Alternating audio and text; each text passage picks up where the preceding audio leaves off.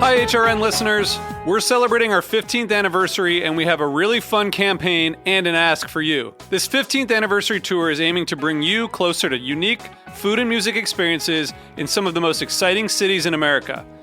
All the while, we're raising funds to support our work empowering the next generation of food systems storytellers through our fellowship programs. Here's how it works. Donate to HRN and be entered into a raffle in the city of your choice to win a dinner for two at a noteworthy restaurant and tickets for two to a concert at a prominent local venue.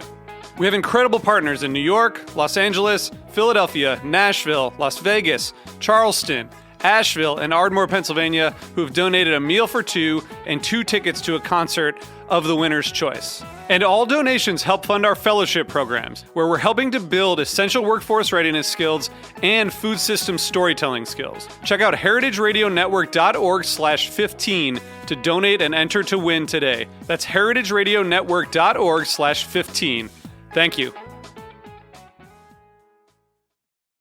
My name is Sarah Kim, and I'm from Austin, Texas. I'm a Cheeselandian because while life is great, cheese makes it better. Go to cheeselandia.com to learn more, and if it's for you, sign up.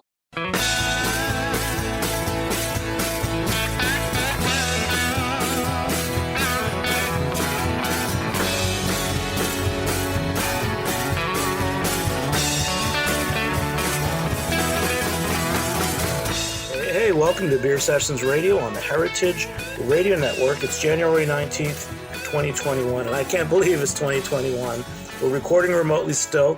I'm up in New England, and we've got some special guests from British Columbia in Canada. And one thing that we've noticed is that throughout the pandemic, we still have this amazing community of craft beer people. And this show in particular, we're going to dive more into the backstory of Canadian craft beer, and in particular with two really important personalities from that region in BC. So let's go around and introduce ourselves. I'm Jimmy Carboni. I'm the host on Beer Sessions Radio. Brad McQuay. I started back in 1984 as my title was brewmaster trainee. I got lucky and managed to land a job working for a crazy Englishman named John Mitchell, who bucked all the laws against doing a small brewery or doing a brew pub, and managed to get it put through. And so he was one of the pioneers out here on the West Coast. And he started the first brewery called the Troller. Actually, it was the Troller Pub in the Horseshoe Bay Brewery, because at that time, the federal laws prevented a brewery from being on the premise of the pub. So they had to have a roadway separate the two. And so John went on and did this, and he spent about 2 years doing this, and then he walked away from it. Eventually, he sold out. And the reason being was he wanted to do an in-house brew pub. He just did not like the idea of having this roadway separate the two. And part of it was because in the early days in the UK, the major breweries there, they owned their own pubs, and they did bulk beer delivery. They would actually deliver beer in tanks rather than kegs, and then serve out of those tanks to the bar. So it saved a ton of money in kegging costs and that sort of thing. And so they would do this bulk beer delivery. And I think that's what in the back of John's mind was doing the same thing. Was, in this brew pub, you could have a tank and you didn't have to keg your beer, so there's less handling and therefore fresher beer, let's say. And the laws just didn't allow it. So he pursued, and he was very persistent, and actually had the federal laws changed to allow him to do that. And so he was the first one to open a in-house brew pub, at least the first one that I'm aware of. And that was in 1984, and that was spring of 1984, actually, in Victoria, where Joe is. And you would know Spinnaker's, right, Joe? That's right, yep. Spinnaker's is a great spot to this day here in Victoria, BC. It's still singing along after all these years. It's amazing. And great, Brad, hold on. So Joe, introduce yourself for the audience, just briefly. Sure. My name's Joe Weeb. I call myself the Thirsty Writer. I wrote a book a few years back called Craft Beer Revolution, The Insider's Guide to BC Breweries. And I'm based in Victoria, BC, and happy to be here today. Great. And Rob, we have another guest, Rob. Yes, good afternoon. It's Rob Liedl here, and I make my home in Vernon, British Columbia. That's about 6 hours from where we're doing the recording right now, and find ourselves here in Abbotsford. I'm here with Brad, and yeah, my connection to the scene is, I guess I started off in brewing, but somehow fell into the malting industry, and that's where I seem to be continuing to um, endeavor. That's great. So we're going to bounce around a little bit, but Brad's taking us back to the 80s, which is a great place to start. I think that most of us don't know really the history of Canada craft beer, and especially not about BC. So Brad, you started working in this brew pub, and just tell us how you kind of went from that and to having a manufacturing business. Yeah, it's not necessarily a direct line.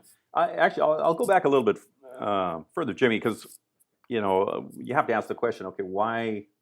How did I get a job in a brew pub? I mean, it's not a common job. Matter of fact, it would be a very unique job back then. And my history was I started brewing beer, home brewing beer, when I was about 14 or so. It's probably not socially correct to even talk about stuff like that. But back then, times were different, and I had a paper route, and I saved up my money, and I used to make beer. I never actually drank it. I think I was trying to make beer that I could drink, and anyway, I never did like beer that much. And I think it was because the beer was actually terrible or putrid, to be more honest.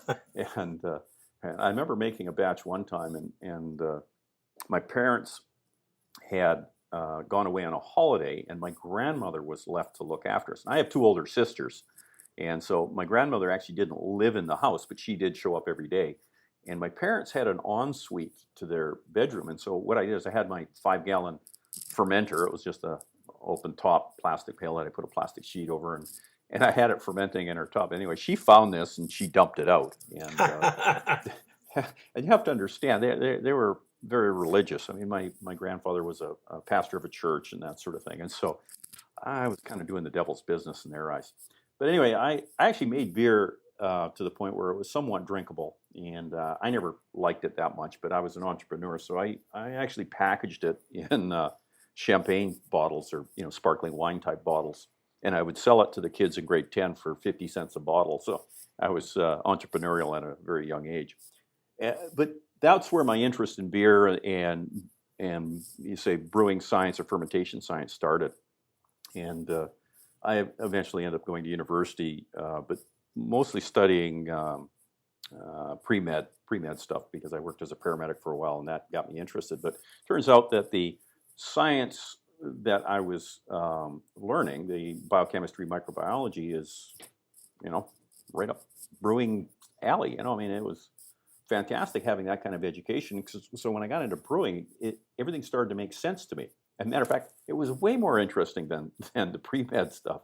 So that is how I actually got the job, is when I sent a resume in, I talked about home brewing, which didn't seem to interest them, but my understanding of the necessity of having sanitary conditions and, the growth of bacteria and even my understanding of yeast metabolism and things like that was of interest. And so that's actually how I got my foot in the door. So that was kind of the backstory on up to the point where I did get this job.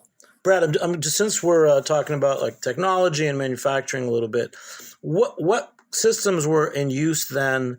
What kind of measuring equipment? I was just going to get to that, Jimmy. On this particular system was because there wasn't really anybody at the time putting together turnkey packages, brewing system packages. It was bought out of the UK, and it was a company called SPR. SPR stood for, if memory serves me right, was Stainless Pipe and Repair. They were a company that serviced breweries in the UK, and they got on this thing about making these packaged breweries. And John had met with them in Ramsbottom in Lancashire and bought this kit, you might say, and had it shipped to Canada, and had local people install it. And he had a couple of friends that were fairly knowledgeable, and they did the startup on it and that sort of thing.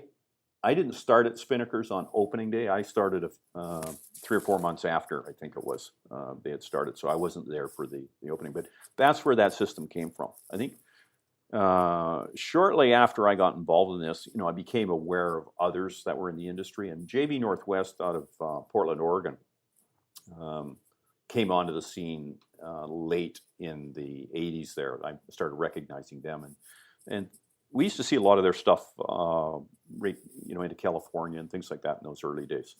Yeah, that's great, man. I bet you use a lot of different tools. Yeah, you do. But I ended up. I stayed at Spinnaker's for 6 years, developed a lot of the early recipes and that sort of thing. And because it was an English system, it was English style too. The brewing, it was very simple infusion, mash tun, electric fired brew kettle, and we used whole hops. We didn't get into pelletized hops. We used whole hops, and even raw materials back in those days were a challenge because there was no internet and there was no catalog. There was no craft brewers conference. There was you were left to really your own devices to figure out where to find stuff, and so your networking comprised of phoning somebody else that might have been 1,000 miles away who had a brewery, and you'd ask him, and usually they didn't know either. So you eventually did find stuff, but it was not quick and easy. It was through networking and travel and that sort of thing. But So earlier you said that, for example, to get Canadian malt, you would have had to buy a railroad car size. that's what they were familiar with. I mean, you could get bag malt, but they didn't necessarily have it on the dock waiting. Like they would do a bag run every now and then, and if you're lucky at the time, then you could get it. But they charged so much for it, and it was just it. They were somewhat rude because it was just a real bother for them for such a small order, and so that's one of the reasons why we end up going overseas is because they were, I don't know, they seemed just grateful to get the business, even though we were tiny, and I think they thought it was kind of fun. So, but we could get a lot more specialty malts that way too. In Canada, the specialty malts were very limited. I think we were getting Karistan malt out of somewhere in southern Ontario there. I don't know if Rob, if you remember the plant that was made at. Oh, was Rob Rob, you got to introduce yourself. Oh, you already did. Well, let Rob come on out. Let's get his take. We know he went to a brewing science school. Let's hear a little bit about his introduction to the industry and its early work with malt. He's got to tell us about his dad, though, Jimmy. He's got to tell us about his dad. Okay. Oh, thanks, Jimmy. Yeah, I grew up in southern Ontario, just north of Toronto. First generation Canadian from an Austrian immigrant family, and sure enough, very strong-willed father, and he went on, had a bakery, one of those typical small town bakeries that you would have known back in the day, and that's where I grew up. But I realized at a certain point that wasn't for me, so I moved on with all that knowledge of that knowledge, and went to University of Guelph. Got introduced to I took food science. I didn't want to throw away everything I'd learned. Then ended up taking what we call the co-op program. So you're not just studying; you're actually being sent out to see what it's like in the real world. And my second job was with Molson, and they were at that time in a place called Barrie, Ontario, an hour north of Toronto. And within a week or two, I realized, my God, this is very, very interesting, and kind of in keeping with what Brad talked about. It's a place where there's a lot of science, engineering, and all these things going on. Lots of people. You realize that there's something to this brewing industry. So I stayed on the brewing track, finished up my education in Ontario, and then I've always dreamed of going to Europe and hanging out there, and actually going to school there. So I guess it finally culminated. I put my application in for Weinstefan in just outside of Munich, Germany. At that time, I was the very first Canadian to go there and to graduate. What language was that course in Rob? Yeah, Brad, that was all done in German. And that was probably for me one of the biggest challenges. It wasn't just going there and, doing it all in English. So that turned out to be one of the biggest challenges. And anybody who knows anything about the German language, there's lots of dialects. And I just so happened to be brought up in a house where the dialect was spoken. And I never really paid a whole lot of attention to the written language. So that became a big challenge. I understood everybody because it's in Bavaria, and it's that part of the world where, let's say, proper Germans have even trouble understanding them. But that aside, um, I was able to get through it, and I graduated. And it just from there the doors started to open. I knew at that point in time I'd want to come back to North America. I realized it wasn't. I've always thought a lot of Europe, but I realized, hey, there's going to be some nice challenges in North America. And this was 1991.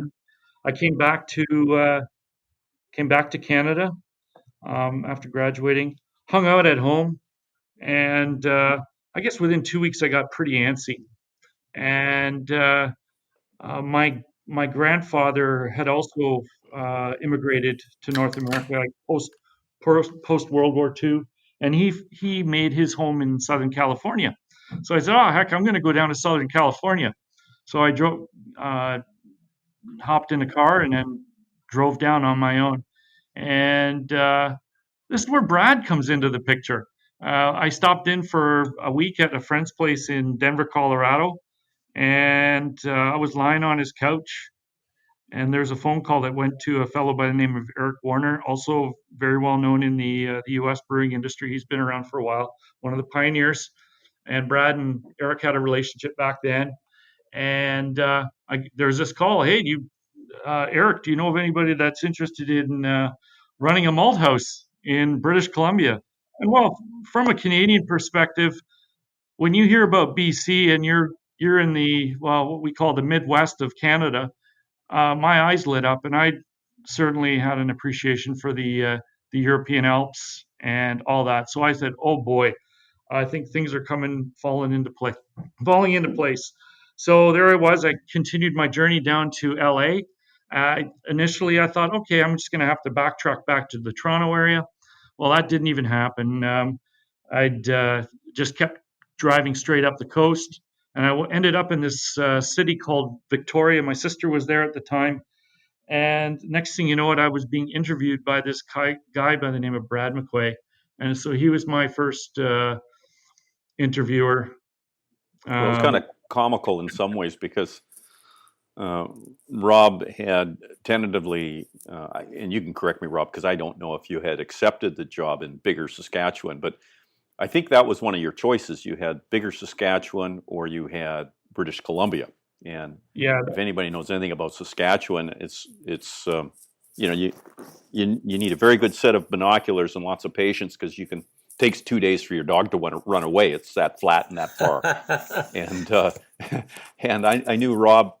If he knew Eric, that meant these guys like hunting, fishing, climbing, stuff like that. And where this malting plant was going in, it would be a place to die for if you're interested in that sort of stuff. And so I had to paint that sort of picture for Rob because I was originally challenged with this project before I started Newlands up, because this was when I had started Newlands in the early 90s. We'd skip forward to Rob's time here is around 91, 92, something like that. But anyway, Rob, carry on. Yeah. So I had my first interview with Brad in Victoria. That was my first time on the West Coast, and then I got. I guess Brad gave me the thumbs up, and then he sent me to this other guy, who was the marketing manager for a craft brewery here in British Columbia called a craft brewery in Vernon, BC called Okanagan Spring. And he gave me my second interview, and I guess he gave me a thumbs up, and then he sent me on to Vernon, BC, where I got to meet the the local entrepreneur, also European immigrants, Yeah. and they That's why you started got the job, because you could speak German. part of the If they were part of the yelling and reason. swearing at you, you knew what they were saying. So I think that's what they Well, like. wait, before it stopped, who just cracked a beer? Was that Brad? Sorry, yeah, me. Sounded good. What is it? That's what I got to hear about. Oh, okay. This is from a brewery on Vancouver Island, Ace Brewing Company, and it's a West Coast IPA, appropriately called Jet Fuel. Right on. All right. So, Rob, I'm going to jump to something I read about you after you got started. So, what was the demand for local malt at that time? And I guess to this day, I want to jump ahead. You know, does BC take a lot of pride in its local ingredients? Absolutely, and that I would agree. That statement is pretty much right through North America. You've got this heightened awareness about local products, whether it's BC or in your part of the world. At that time, however, I would describe it as no demand. I'd say vague interest. It was all about, in terms of marketing, it was all push. So the only way you could get people to take your product was really to spend a lot of time, invest the time with that potential client, get to understand what they were doing, and then build a relationship from there. If I could use the word the push pull concept, back then it was push, and then at a certain point in the industry, I saw there was a bit more of a switch. It just became a pull, and it you just had to make a product, and it was automatically tried, or it was more accepted. What I used to do, Rob, was I used to just recommend people give you a call. And we would start up a new brewery. People would often ask where to buy malt, and I'd say, well, give Rob a try, because there was also Breeze malting around at that time too. And Brad. You mentioned a very important name in the industry, and it was one of the notes I jotted down, and it was right at the beginning. There was a gentleman by the name of Roger Breeze, the Breeze family running Breeze Malting, and every year in Toronto there is a brewing get together in January, and I attended that one, and I was introduced to Roger Breeze, and I guess as a student or someone in their mid-20s, I guess we just chatted, and he looked at me and said, "So what are you planning on doing, Rob?" And I said, "Well, Roger, believe it or not, there's a malt plant opening up in Armstrong, British Columbia." And he looked at me a little bit longer and he said, "You're crazy." And that's Gavritas Malting, and it still continues today. So that was a cute little aside from a story way back, and that was even more motivational to see it through. And very the malting industry in North America is very concentrated. There really are only a few players, and I guess in my time, what's rather nice to see, 30. I'm going to say, if our craft beer revolution is now 25 years old, after 25 years, we are now suddenly seeing craft malting. And as difficult as it is, we are seeing people, people that are in the agricultural community in different capacities, take on an interest and take on that challenge. So you're starting to see that more and more. Um, Names that may not be well known, non-traditional names that have just come out of the woodwork. That's great. And let's go to Joe. Let me get Joe in. So, Joe, you know, this is your area. So, tell us a little bit about British Columbia, the breweries, and what else might have been going on in the '90s. Yeah, for sure. I mean, the BC craft beer scene. I mean, back then in the '90s, we didn't even call it craft beer. Of course, back then nobody really was yet. We were just it was all microbreweries and micro beer and so on. But in the '90s, I'd say the highlights would be a bit of a boom of new breweries opening in Vancouver, which is the biggest city here in BC.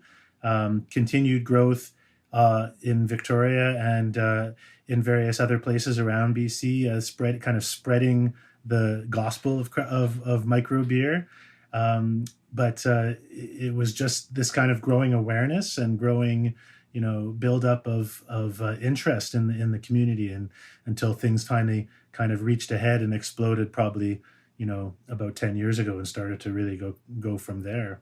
I just wanted to jump in on the conversation that Rob was talking about with the craft malting and so on, because that's a topic I'd love to touch on if we have time today, because there's lots of recent growth with farm-based breweries here in BC. There's several now that have opened up in recent years, and I know from talking to a lot of them that the idea of growing their own barley and either malting it themselves or getting a maltster to custom malt it for them is a really exciting part of that idea, and that consumers really are keen to taste those beers then too. So yeah, that's a good segue, Joe. Back to Rob. So Rob, what are some malts that the people are asking for now? You can go further with this, the current craft malting in your area. Well, very good point. And I guess there are many types of malts that are being asked for by the industry, or by the brewing industry. My recent understanding is that the trend these days is to use is going a little bit away from using caramel malts. I found that kind of interesting, and that's just very, very recent. We're seeing probably more and more well hopped beers, but with a lighter, less sweet profile. If you could imagine a good Pilsner, but really well hopped, like a nice West Coast IPA style. In terms of malts, generally just running through what I call the malt families. You've got your on the low color spectrum, you've got your Pilsner malt, and then you move into your pale malts. Then you might then go into your Vienna malt, light Munich malts, and let's say dark Munichs. And then on the caramel side, again, you've got what differentiates the caramel malt from, let's say, those malts that I just mentioned, is what we call the starchy endosperm. It's basically glassy. It's turned into candy, and that's all related to processing and whether you're kilning or roasting and the temperatures that you're using. And those those malts that I've just mentioned all have a different effect on what you have on your palate, what you taste in the beer on your palate. So not in addition to the brewing method and the brewing equipment that's chosen, you also have that malt, which is the big driver of the palate that you taste, whether it's dry or whether there's a bit of sweetness. And the other malts that are on the extreme end, you've got your chocolate malts, you've got your black malts. They basically look like coffee, used in very small quantities just to give that nice the hint of coffee-like toffee characters. And then there's another real oddball malt, and that kind of falls into I guess something I had some influence over. And while at my time at Gambrinus in the mid '90s, there was a period where he said, "Hey, we got to figure out another type of malt." At that time, we had the Pilsner, we had pale. Sorry, we didn't have. We had pale. Nobody knew what a Pilsner. Well, some people did, but it just wouldn't have worked at that time. We had wheat malt and some darker malts, Munich malts. And then looking at the literature, there was this type of malt that in the German literature and Belgian literature is referred to as brew malt. And on my sales trips into the San Francisco area, there's a fellow by the name of John Berardino, also well-known brewer for the Gordon Biersch Group at that time. And we would always go on these nice tangents about malts that were not available. And he put the bug in my ear, and I came back and did some work. And according to the literature, looked into the malt a little bit more, and came up with what the North Americans refer to and know as honey malt. I was going to bring that up, Rob. I was going to ask you to comment. Yeah. So that's that's where the name honey came from. And there's a German magazine called Brauwelt, and they put out this little booklet every year, and they talked about raw ingredients, and again, all in German. And one of the descriptions for that particular malt was honey-like, but obviously in German. So I said, I'm not going to call this a brew malt. Nobody's going to, I'm going to get hounded with phone calls. And so I said, okay, let's just call it honey malt. And to my chagrin, that was in 95, 96. And that's when all the Americans started coming out with honey malt, honey beer. So there was some confusion. Yeah. Well, I'm going to jump with you. You guys have a lot to talk about, and I'm going to steer the ship just a little bit. But first, we're going to take a short break, and we'll be back in a few minutes on Beer Sessions Radio. All right. My name is Sarah Kim, and I'm from Austin, Texas. I'm a Cheeselandian because while life is great, cheese makes it better. Wisconsin cheese has proven time and time again to be a delicious expression of craft, hard work, and tradition. As a Cheeselandian, I'm able to share a Gouda experience with fellow cheese and food lovers nationwide, as well as connect with cheese producers and cheesemongers, taking my love of cheese to another level. I invite you to join Cheeselandia because during these difficult times, it has been even more important to take it easy and get cheesy. The Cheeselandia community and events have been the glue helping to keep us together and connected, and I would love it if you would join me. And let's face it, if you hear the word cheese and get a little hungry, then you've found a place you can call home. To find out more about Cheeselandia, go to cheeselandia.com.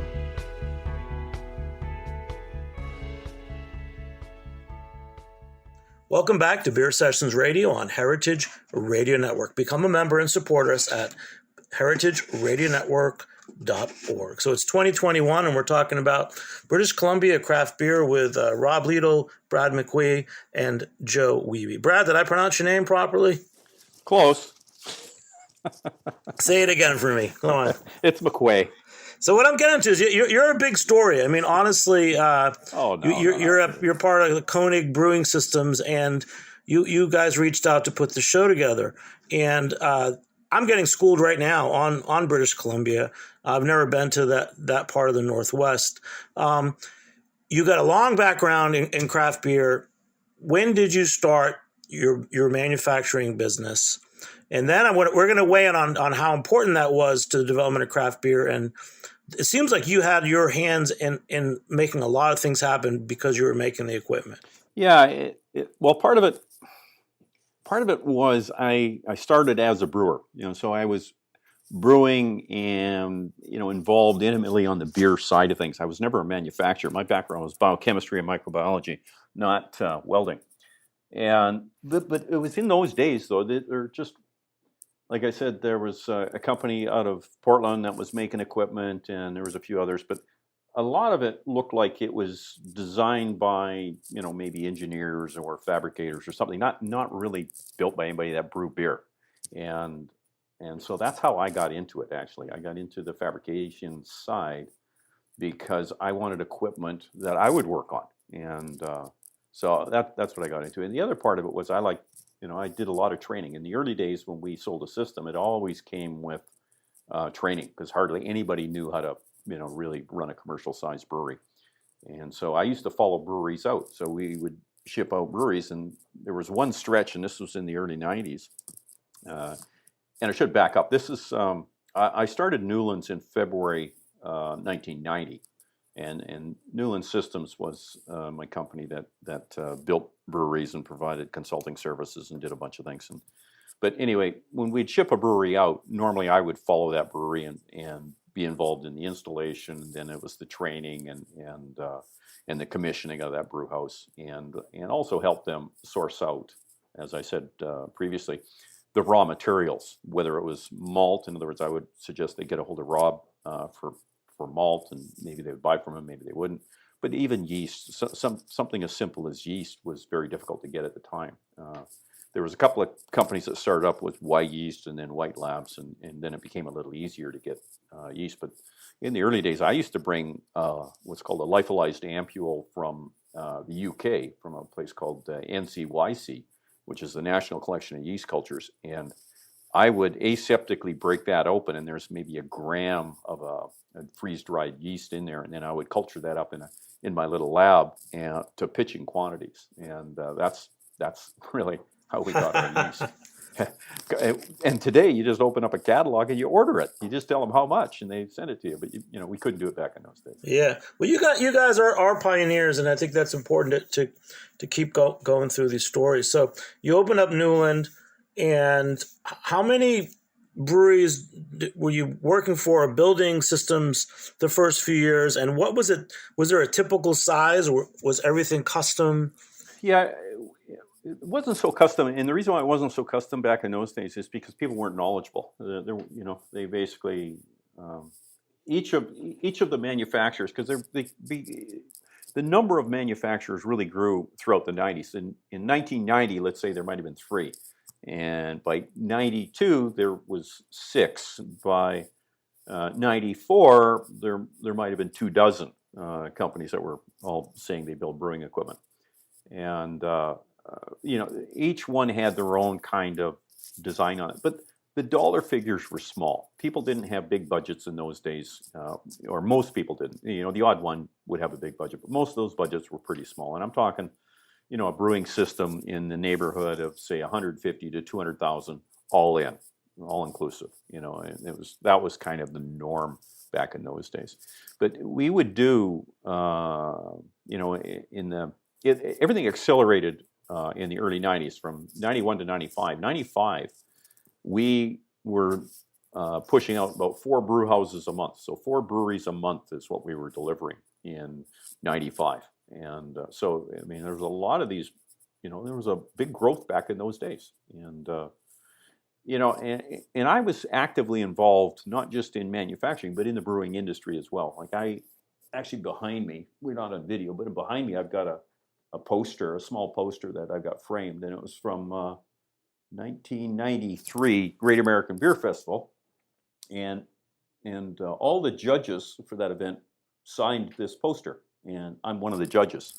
And so the first time I judged for the Great American Beer Festival, which is in Denver, was in '92, and so I've been actively involved on the beer side of this industry, not just the equipment side, for a long, long time, and it's been a lot of fun. It's been real fun, but it was the tail end of the '90s when things started to taper off. And Joe, when did you start getting involved? Start getting interested in the brewing industry? Well, it was the '90s when I started, really checking it out and visiting breweries and talking to people. But I didn't really start writing about it actively until maybe like closer to 2006 or 7, somewhere around there kind of thing. But I had a question for you, Brad, about we have so many equipment manufacturers right here in BC now. We've got you guys, and I think there's Specific Mechanical here on the island, and there's a few more. There's at least 2 more that I can think of, right? How many are there here in BC? There's when DME went under, it spun off a number of ex-employees and that sort of thing. So there's another group locally here, and they're doing small-scale stuff. Because it's not that hard to build simple, the smaller equipment. So when you get into the bigger stuff, then you really need to be in the engineering side. And so that has never bothered me. Competition has never been a concern of mine, whether it's on the beer side or whether it's on the equipment side. I just focus on my job and what I'm doing and how do I get better and how do I improve, and not worry about what other people are doing. I mean, it's like driving a race and looking in your rearview mirror all the time. You should be looking down the road to try to win the race. And so that's kind of my approach to it. I've just always thought it was interesting that we had these, the kind of the conjunction of having these equipment manufacturers here in BC and the industry growing along with them. I mean, you describe how you provided services like consulting services as well, and helped basically train a lot of these early brewers when they were opening their businesses. And I think that's a big reason for the success of the industry here in BC. Well, when you talk about in North America, though, I used to take yeast with me. I used to pack it on a plane, and I used to get in trouble with customs because they want to put their fingers in it and all that sort of thing. Because think about it, you're getting on a plane and you got this container and it's got gooey stuff in there, and they have no idea what it is. You're trying to explain it's yeast slurry. It's not beer. It's not alcohol.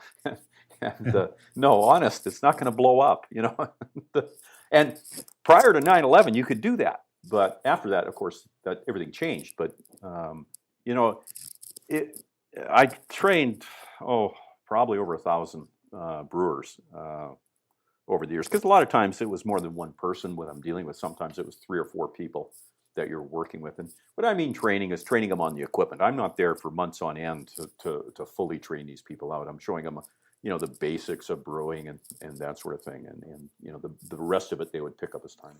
Hey, let's talk about it. Let me jump in about innovation. So from the time that you started, Brad and Rob, so for Brad, for you, let's go to brewery systems. And Rob, for you, malting systems.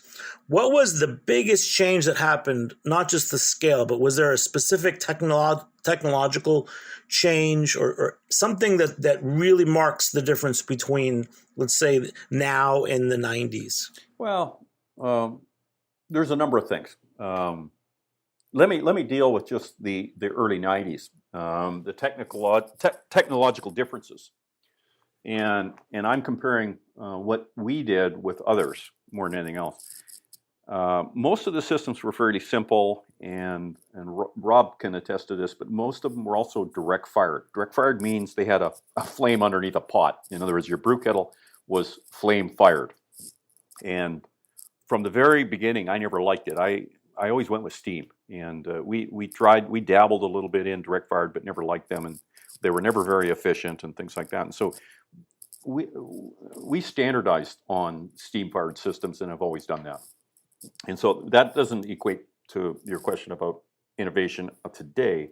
Today, innovation is in all aspects. But Brad, that was a huge moment. Thank you. Oh, okay. We don't have enough time to get into all those moments. Jimmy, we got more time than you think. No, we'll have direct fire to steam, and then direct fire to steam. But you fast forward how technology or how automation and everything else changes with time. Like PLCs and things like that were expensive, and really the domain of larger enterprises and things like that. So small scale was a little unusual. It wasn't absolutely unique, but you just didn't see a lot of that. Today, even simple systems will have a PLC running it, and some will say their system is automated, and it means they have a PLC. It doesn't really do anything. It just gives them some readouts on temperature and flow and stuff like that. It may not control the process at all, but you can find very small systems, and we built them where it is automatic. I mean, you can actually run it from your iPhone or iPad or your desktop even if you want. And that's the difference. But the difference also is the dollar value. We've done little tiny systems that are $800 to almost $1 million, and that was unheard of back in the 90s. I mean, just no one would spend that kind of money. And nowadays, that is not an unusual number. When someone says, "Okay, my budget is 1.3 million for the brewing system," and you're going, "Yeah, that's reasonable." Yeah, it's very different. And then, Rob, for you, let's pick one moment in your career where something major changed, the technology or some other aspect. And as Brad was speaking there, I was trying to think of a moment, or let's call it what's happened in the last 30 years. Malting is a very traditional industry, and the adoption of new techniques is very slow. And it really, you go through most of the malt plants anywhere in the world, if you did that, you'd recognize, my God, they all look the same. They all look roughly the same, only it's the scale. But if there's one overriding piece of technology, or I'm going to use the word understanding, that we have today that we didn't have 30 years ago, is the importance of, and in a nutshell, malting is it's a growth process. You actually are taking barley, harvested from that's being harvested by farmers. You're steeping it, germinating it, and kilning it. So it's a biological process. And one thing that we understand now more than we did 30 years ago, and this is all work that's come through the brewing the brewing research is the importance of the role of oxygen in the steeping and growing of our germination of barley. And what that really means, like 30 years ago, it wouldn't be unheard of that someone just takes barley and steeps it, because they put it in water and it absorbs water. It absorbs the water. You come to a certain moisture content, but once it's at that magical point where it starts to germinate, well, it may have suffered through a lot. Like some people may not have even provided an air rest. These are all technical terms. It's about keeping that seed alive, never letting it feel like it's drowning. And believe it or not, that simple concept has spilled over and influenced beer production in the U.S., Canada, around the world, and the brewing industry and the malting industry is a better place for that. So Well, the other thing though too, Rob, is back in the early days, we could measure oxygen in parts per million, right? Mm-hmm. And what are we measuring today? ppbs. Yes, parts per billion. So, and I'm waiting for the parts per trillion to come out next, but who knows? Well, if you're in the States, they're giving out $1 trillion stimulus now, so we never really heard about trillions before. Yeah, it's becoming common. And I just wanted to add, there just really hasn't been a magic bullet in the malting industry. It still involves a lot of work, a lot of hard work. It's what I call it's the black box of the brewing industry. It's unknown. There's really only a handful of people that really know what's going on inside it, and they're all employed, and they're at one of the malt plants, and it's a unique animal, and I don't know how else to describe it. I'm definitely going to have you guys back on again because, Rob, I've always heard about Western Canada malt, and we're going to talk more about it. But let's get to Joe. So, Joe, let's tell us about your book and about the BC Ale Trail, and kind of bring us up to speed on, when COVID's over, where should I be drinking in British Columbia? Right where Joe is in Victoria. Yeah, pretty much right, Brad. Well, yeah, my book, Craft Beer Revolution, came out in the first edition was 2013 when we had 50 breweries in BC. I did a second edition a couple years later when there were 90 breweries, and then I basically gave up trying to update the book because we were opening 25 breweries a year. It was kind of impossible, but I helped start this other project called the BC Ale Trail, and that is a website, bcaletrail.ca, that provides all the info you need to explore the craft beer community here in BC from afar, and to plan a trip, plan a visit. I think Brad will agree with me when I say that I think we've had a world-class beer community here for a long time. It's just that people didn't necessarily know about it, and we've been trying to spread the word and to get the news out there and bring influencers and writers in here to taste the beer and to see how good it is. And to the great thing about BC is that it's basically the best place in Canada for so many reasons. From a touristic standpoint, we have amazing landscape, access to ocean and skiing and all kinds of different climates that you can experience all in one place. And a lot of people move to BC because they, from elsewhere in Canada, because it simply is the best part of Canada, bar none. So you get that, and then you have amazing beer in combination. So yeah, here in Victoria, we consider it, I consider it kind of the cradle of the craft beer revolution. Spinnaker's, as we've talked about at the start of the interview today, was the first brew pub in Canada back in 1984. And it's still going strong today. Along with Spinnaker's, there's another 12 to 15 other breweries of various shapes and sizes, all kinds of different types of beer being produced here, and great different approaches, tap rooms and brew pubs and production size breweries and so on. So hey, Joe, it's yeah, sure. Is Swan's still open there? Yeah, Swan's Brew Pub is still going strong as well, and they opened back in 1989. So that's kind of another very early historic brew pub to check out while you're here too. So it was Paul and Sean Hoyne, and I think Sean's got his own brewery now, right? Yeah, Sean Hoyne ended up moving on to another brew pub nearby called Canoe that's still going strong, Yep. and then he opened Hoyne Brewing, which is his own own spot about 10 years ago now. So, yeah, we've got lots of different places to visit here in BC. Victoria, of course, is my favorite, but as a since I live here. But I'd also highly recommend Vancouver. They've got a really dynamic, creative scene over there with more than 25 breweries spread all around the city. Lots of different things going on. Just fantastic beers to taste there as well. And just everywhere you go, everywhere you look in BC, it's just been spreading all over the province. We have more than 200 breweries here now. So Now, Joe, what you need to do is rub the weather in right about now. Like it's probably sunny, and yeah, what's the temperature there? it is. It's sunny. It's a little on the cool side for Victoria. It's only about 5 or 6 degrees Celsius. Sorry, what's Fahrenheit for that? Jeez. It's 40, 42, 44, something like that. Yeah.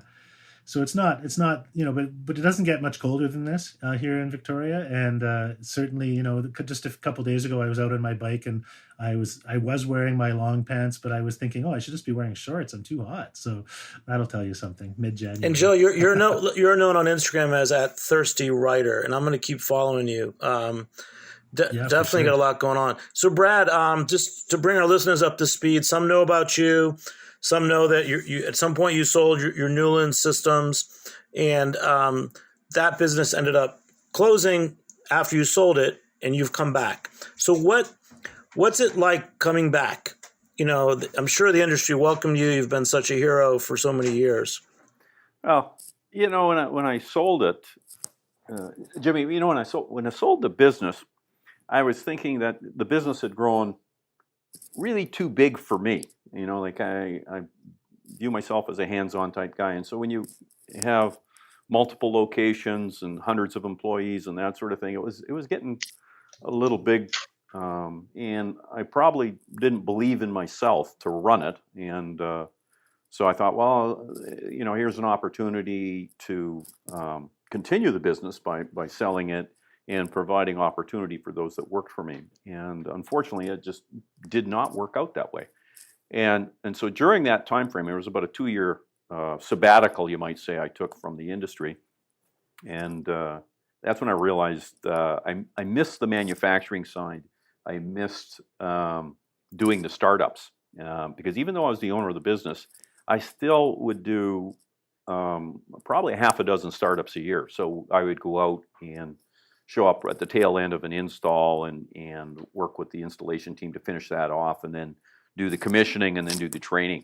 I still like doing that, and I'm not a kid. I'm 64 now, and but I try to stay in shape and try to keep up with the younger guys, and we are in the beer industry, so that's also sometimes a difficult challenge too. But I've managed to stay fit enough anyway. But so after DME or the venture capital group that actually bought the business, I mean, they failed, and I was still the owner of the manufacturing facility. Like, I didn't sell that, and so I talked to a few employees and a few other people at the end. They were all wondering what to do, and I just felt kind of sorry for them all because I let them all down. I sold the business thinking that it was going to grow and continue and provide opportunities, and here they're unemployed. So starting it up was a no-brainer. Really, it's something I've been doing for 30 years. So it's like going to the bank and they're saying, "Well, this is a new business," and I'm going, "It's not a new business. It's a business I know real well." And they back me. I mean, the banks are no problem. They're on our side. And then the employees that we hired at the beginning here were all ex-Newlands employees. They were all experienced people. The engineering group I've got here is, I think the newest guy's probably got 5 or 6 years doing the breweries, but all of them worked for me before. So I just saw on your Instagram, so at Koenig Brewing Systems, the latest post, it says big tanks. Now, those two big white tanks, how big are those? I think those are 400. I think I'll measure that in metric. So I'll call those 400 hectoliter tanks. which is about 360 barrel, something like that. So those are big tanks. Yeah, Well, they're not. so much has We changed. built bigger.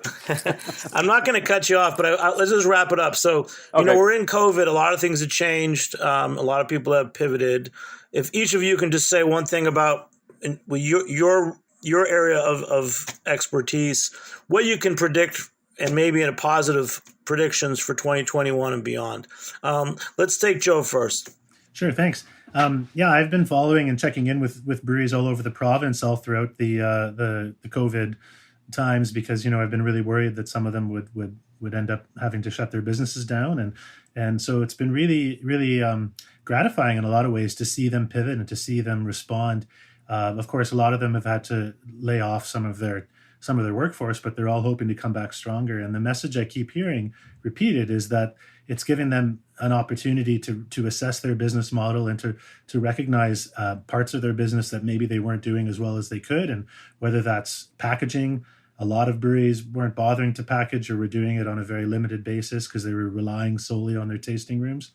So now those breweries have recognized the importance of balancing their business model so that they have, they can rely on their tasting rooms for part of it, but that they also have a packaging model in place and then a distribution point. As a consumer, I've been really happy to see a lot of breweries add shipping through Canada Post or couriers to their distribution models, because just the way the BC is kind of set up, if you live here, like in Victoria, you're on an island that's separate from the mainland.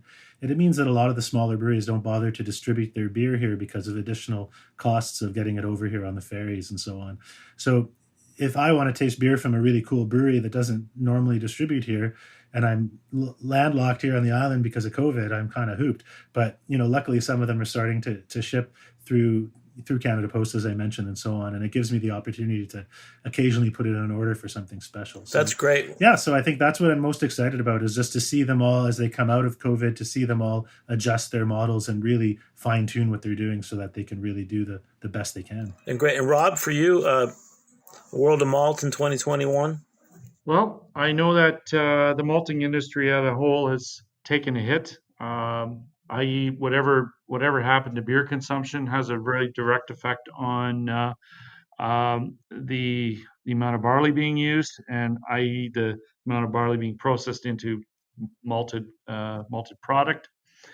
And I think we're in a phase now where as people sort through let's call it chaos, there will be more beer consumed, and I would say predominantly draft. I think that's what's had the biggest influence. The drop in draft consumption has had the biggest influence on beer volume, therefore the effect on malt being sold.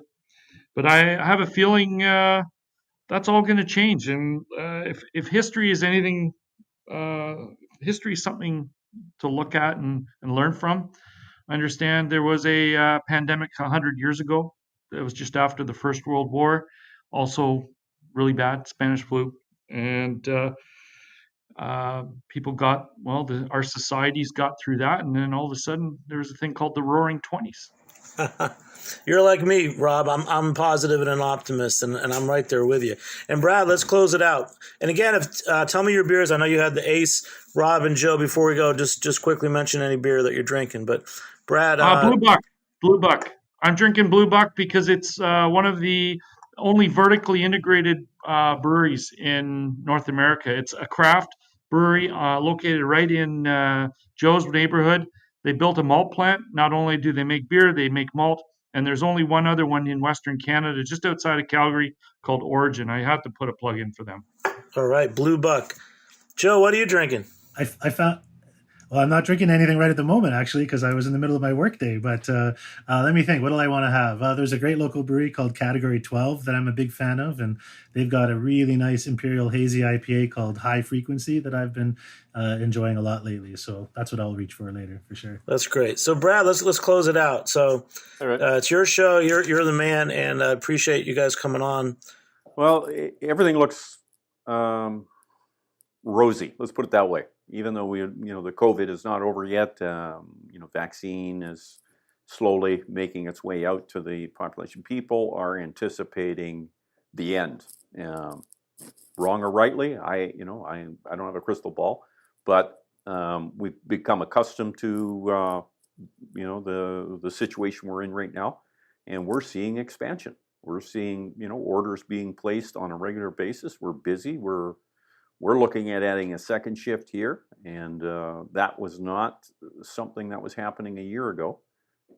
So that's a telltale sign right there for everybody. That guess what? People are believing that there is a need to add more equipment to make more beer.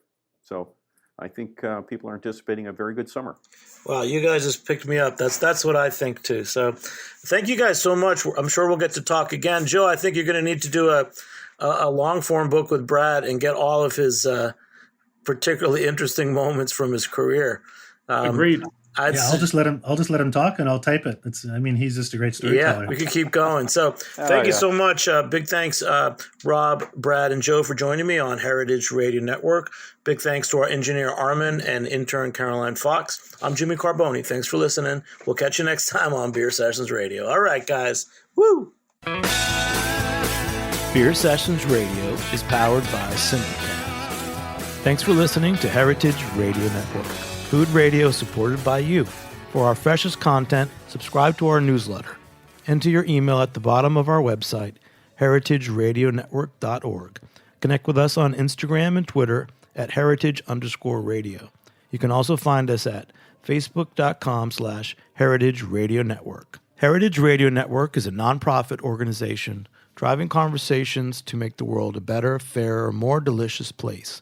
And we couldn't do it without support from listeners like you. Want to be part of the food world's most innovative community? Subscribe to the shows you like.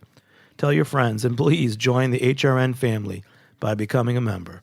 Just click on the beating heart at the top right of our homepage. Thanks for listening. Hey there, I'm Lee Ullman here with some big news from the National Young Farmers Coalition. We're partnering with Heritage Radio Network on a special season of The Farm Report. It's all about what's happening with the Farm Bill and how it impacts farmers and eaters.